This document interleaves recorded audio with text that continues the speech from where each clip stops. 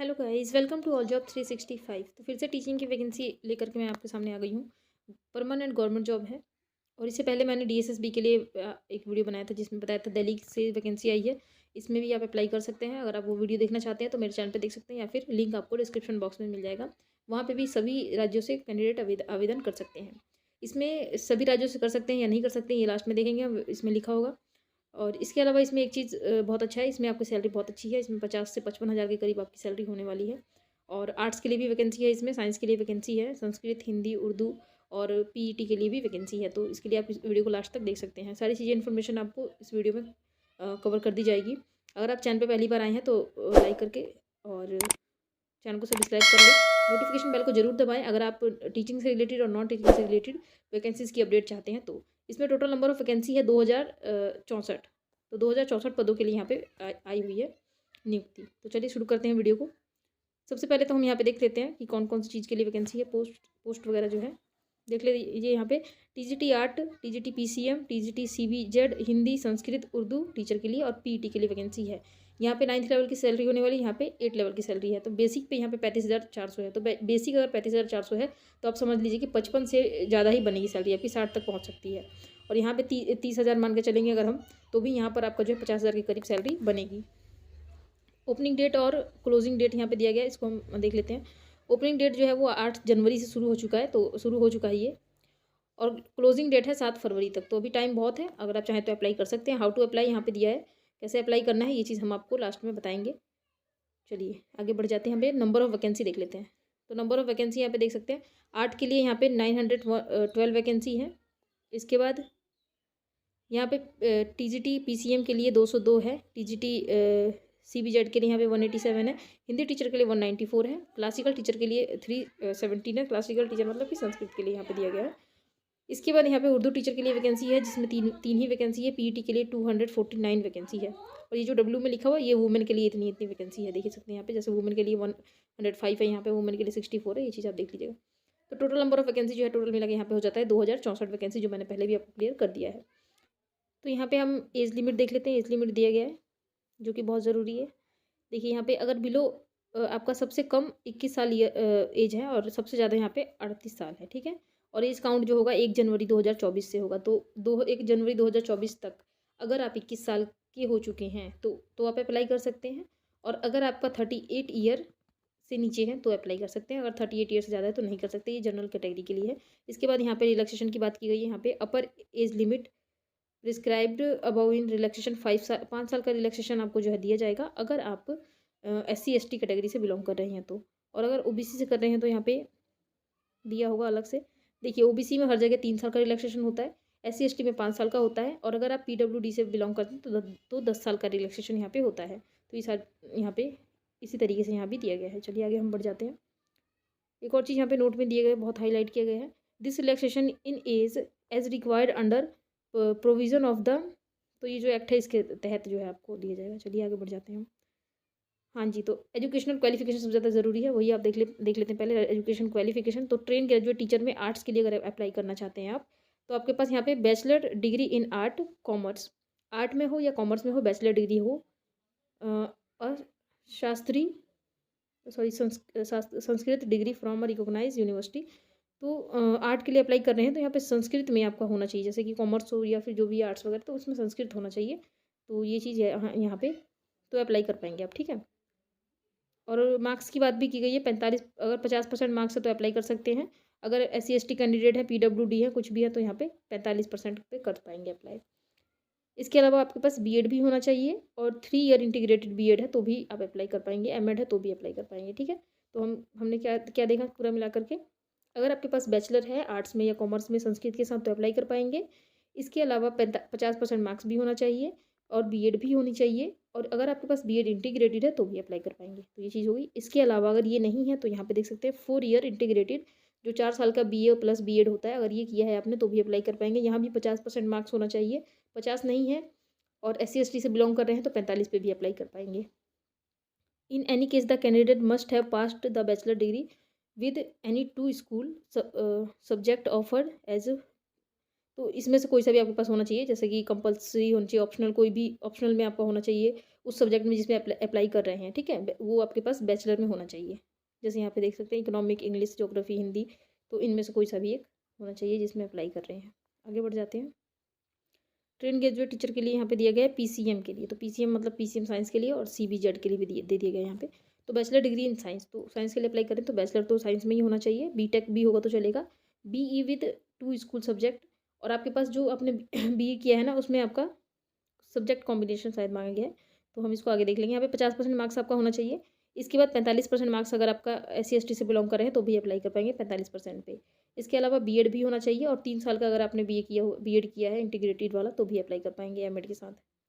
3 साल का जो बीएड है ना वो एमएड के साथ होता है, और जो 4 साल का बीएड है वो बैचलर के साथ होता है। तो अगर दोनों ही कंडीशन में आप अप्लाई कर पाएंगे। यहाँ पे देखिए दूसरी कंडीशन दिया है, 4 साल का अगर आपने बीएड और बीएससी किया है तो भी अप्लाई कर सकते हैं। बाकी मार्क्स जो है सेम है, 50% जनरल के लिए और ओबीसी SC ST के लिए 45। ओबीसी की बात यहाँ नहीं की गई है।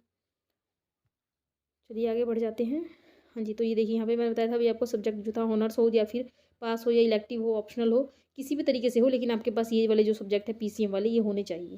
चाहे आपके पास ऑप्शनल रहा हो या फिर ऑनर्स रहा हो, इलेक्टिव रहा हो या पास किए हो आपने, या कंपल्सरी सब्जेक्ट रहा हो, कोई से भी सब्जेक्ट हो, लेकिन आपके पास ये सब्जेक्ट होने ही चाहिए इनमें से 2। जैसे कि पीसीएम में आपका फिजिक्स या केमिस्ट्री में से 2 और मैथमेटिक्स में से 2 होने चाहिए, और इसमें अगर आप करें केमिस्ट्री, बॉटनी और जूलॉजी में तो इसमें से भी आपका 2 सब्जेक्ट होना चाहिए, चाहे कैसे भी हो, चाहे आपने ऑप्शनल में पढ़ाओ चाहे किसी भी तरीके से पढ़ाओ, ठीक है।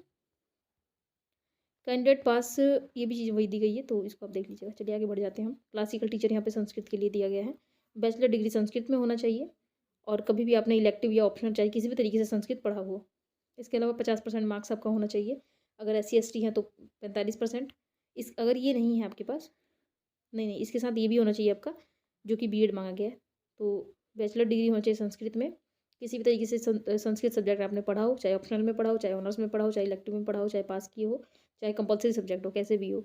इसके बाद बीएड भी होना चाहिए साथ में।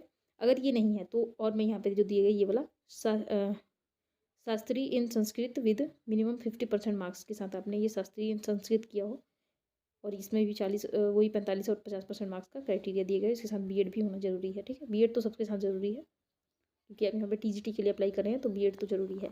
हिंदी टीचर के लिए यहाँ पे देख सकते हैं बैचलर डिग्री हिंदी में होना चाहिए, इसको भी आपने किसी भी तरीके से मतलब पास किया हो, चाहे ऑनर्स हो चाहे ऑप्शनल हो।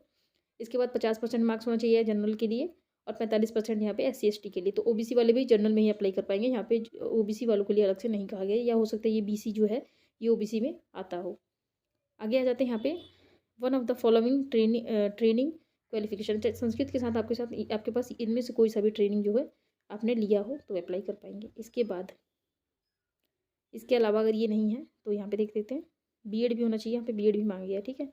Bachelor degree from any recognised university 50% marks, और इसमें कोई सा भी आपके पास ये वाला क्वालिफिकेशन हो तो अप्लाई कर पाएंगे। इसके बाद बीएड भी ज़रूरी है, ये चीज़ तो आपको पता ही होगा, बीएड सब में रिक्वायरमेंट है बीएड की। उर्दू टीचर के लिए देख लेते हैं, एलिम या फिर फाजिल किया हो आपने 45% मार्क्स के साथ, या फिर SC ST वाले 45% मार्क्स के साथ, और जनरल वाले 50% तो कर सकते हैं, साथ में बीएड होना चाहिए। इसके बाद या तो बीए हो 50% मार्क्स के साथ, या और बीएड हो, ठीक है, तो अप्लाई कर पाएंगे। पीईटी के लिए देख लेते हैं, +2 होना चाहिए, मतलब कि 12वीं पास या फिर इक्विवेलेंट कोई भी डिग्री, और उसके बाद आपने यहाँ पे या तो ये किया हो, सॉरी ये CPEड किया हो, या DPEड किया हो, या BPEड किया हो, या MPEड किया हो, कुछ भी किया है तो अप्लाई कर पाएंगे, ठीक है। तो चलिए अदर एलिजिबिलिटी जो है उसमें हम देख लेते हैं क्या चीज़ें की गई है। अच्छा, इसमें सीटेट की बात नहीं की गई है तो सीटेट यहाँ पे नहीं मांगा जाएगा, ठीक है। अदर में भी सीटेट की कहीं पे भी जिक्र नहीं है। अच्छा, यहाँ पे एक चीज़ की जिक्र है, देख लेते हैं। यहाँ पे must have passed Orissa, vacancy जो है उड़ीसा से रिलीज हुई, Orissa secondary school teacher eligibility test, तो उड़ीसा का अगर आपने टेट पास किया है तो अप्लाई कर पाएंगे। तो ये चीज़ बहुत गलत है, क्योंकि किसी भी राज्य से वैकेंसी आ रही है एक बिहार को छोड़ के, तो वहाँ पे कोई ना कोई ऐसा क्राइटेरिया लगा दिया जा रहा है जिससे कि आप अप्लाई ही ना कर पाए, तो ये बहुत गलत बात है। क्योंकि पूरे ऑल ओवर इंडिया को अप्लाई करने का मौका मिलना चाहिए, क्योंकि हर जगह जैसे बिहार में आ रहा है वैकेंसी, तो वहाँ पे ऑल ओवर इंडिया से जो कैंडिडेट है अप्लाई कर रहे हैं, यूपी से भी कर रहे हैं, हरियाणा से कर रहे हैं, और सेलेक्ट भी हो रहे हैं। तो ये बहुत गलत बात है अगर कोई भी राज्य इस तरीके से करता है तो यहाँ पे उड़ीसा में ये कंडीशन रख देना बहुत गलत बात है। बहुत सारी मैंने और भी एक जगह से वैकेंसी आई थी, उसका भी मैंने वीडियो बनाया था, उसमें भी इसी तरीके का कोई कंडीशन रखा गया था, तो ये बहुत बेकार है।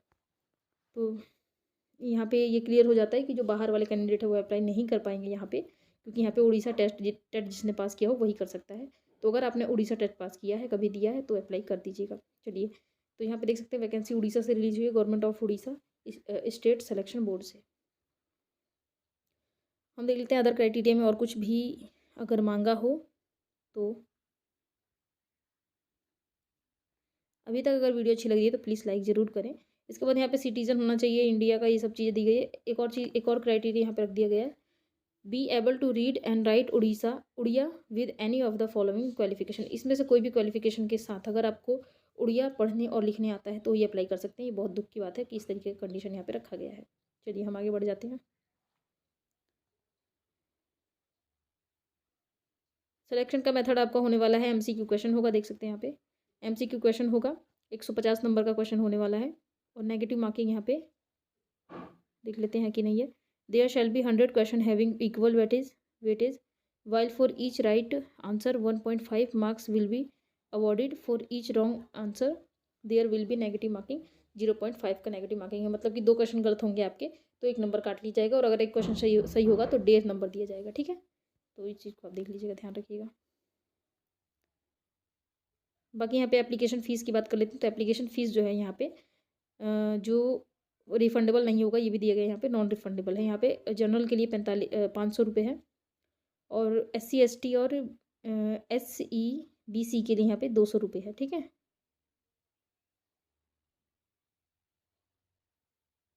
ठीक है।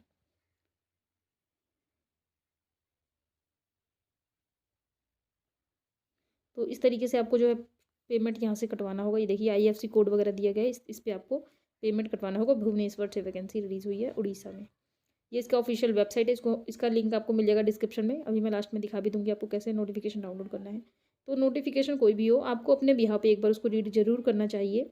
यहाँ पे हाउ टू अप्लाई दिया गया, इसको फॉलो करके अप्लाई कर सकते हैं, अदरवाइज़ आप कैफे से अप्लाई कराएं तो ज़्यादा बेटर होगा। तो इन्फॉर्मेशन मैंने सारी कवर कर दी है। चलते हैं इसकी वेबसाइट पर, देखते हैं कैसे आपको नोटिफिकेशन को डाउनलोड करना है। तो ये है इसकी ऑफिशियल वेबसाइट, इसको आपको स्क्रॉल डाउन करना होगा। स्क्रॉल डाउन करने के बाद आपको यहाँ पे दिख जाएगा ये व्यू देख रहे हैं ना आप, सॉरी यहाँ देख लीजिए, 1 मिनट रुक जाइए। ये है व्यू, तो इस पर क्लिक करेंगे आप व्यू पे तो आपके पास नोटिफिकेशन जो है डाउनलोड हो जाएगा। यहाँ से डाउनलोड अगेन दिखा रहा है क्योंकि मैंने पहले से ही डाउनलोड कर रखा है। इसके अलावा आप दूसरे तरीके से भी डाउनलोड कर सकते हैं, जैसे कि आपको ये जो चल रहा है पॉपअप यहाँ पे, recruitment of the post of TGT in non government, तो यहाँ पे ही क्लिक करके आपको जो है नोटिफिकेशन डाउनलोड करना है। इस पर जैसे ही क्लिक करेंगे तो नोटिफिकेशन आपके पास डाउनलोड हो जाएगा। जैसे क्लिक करते हैं,